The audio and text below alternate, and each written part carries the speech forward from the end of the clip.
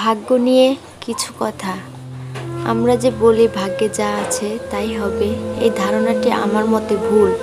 যেমন কেউ যদি ইচ্ছে করে আগুনে লাফ দেয় তারপর সে মারা গেল, সেটাকে আমরা ভাগ্যের দোষ বলি। সে যদি ইচ্ছে করে আগুনে লাফ না দিত তাহলে কিন্তু বেঁচে যেত। আমাদের ভাগ্য নির্ভর করছে আমাদের উপর। আমরা নিজেরাই আমাদের ভাগ্যটা পরিবর্তন করতে পারি। তবে কিছু কিছু ভাগ্য আমরা চাইলেও পরিবর্তন করতে পারবো না, সেটা বিধাতা আগেই লিখে রাখছেন। আমরা যখন রিলেশনশিপে জড়িয়ে যাওয়ার পর একটা সময় আসে, ছেলে কিংবা মেয়ে রিলেশনশিপটাকে নষ্ট করে দেয় এবং ধোঁকা দেয় অপরজনকে। যে ধোঁকা খায় সে পাগলের মতো আচরণ করে, পাগলামি করতে থাকে।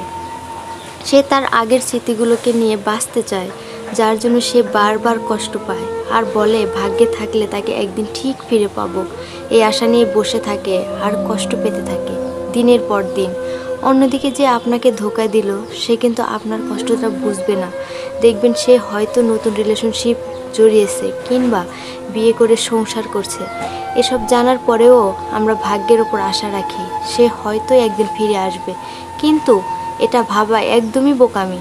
সে যদি আপনাকে ধোঁকা দিয়ে সুখে থাকতে পারে তাহলে আপনি কেন তার জন্য নিজেকে কষ্ট দেবেন? যদি কখনো জানতে পারেন কেউ আপনার সব অতীত জানার পরেও আপনাকে ভালোবাসে, তাহলে তাকে একবার সুযোগ দিন। দেখবেন সে তার ভালোবাসা দিয়ে আপনার সব দুঃখ কষ্ট ভুলে দেবে। মনে রাখবেন, সময় কারোর জন্য অপেক্ষা করে না। তাই ভাগ্যের উপর নির্ভর না হয়ে নিজেকে কষ্ট না দিয়ে সময়ের সাথে নিজেকে পরিবর্তন করুন, তাহলে দেখবেন জীবন সুন্দর। পরবর্তী গল্পটি সবার আগে পেতে আমাদের চ্যানেলটি সাবস্ক্রাইব করে লাইক দিয়ে পাশে থাকবেন। আপনার লেখার সুন্দর গল্পটিও আমাদেরকে পাঠাতে পারবেন। ভালো থাকবেন, সাথে থাকবেন। আজকের গল্পটি কেমন লেগেছে কমেন্টে জানাবেন।